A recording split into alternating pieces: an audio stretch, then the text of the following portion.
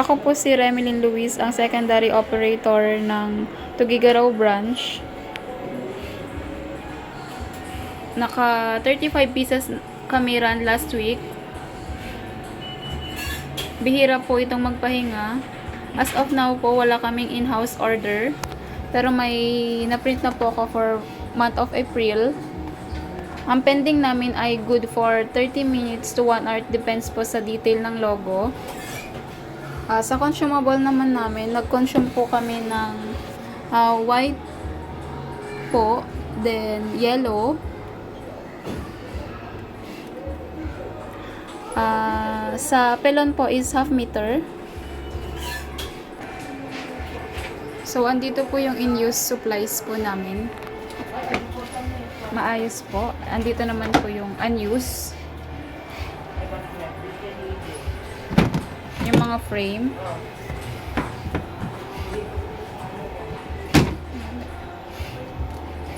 Updated ang inventory as of kanina po.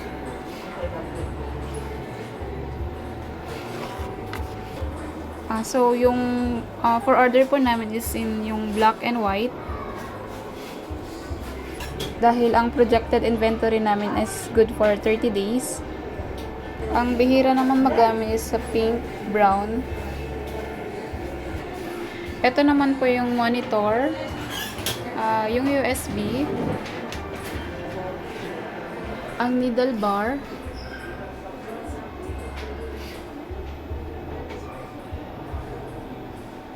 Ang bobbin case.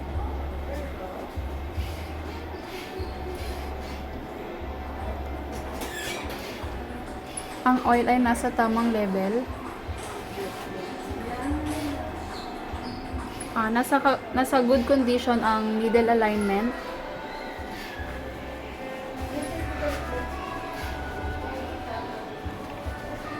So, maayos naman po yung embroidery and good condition naman po.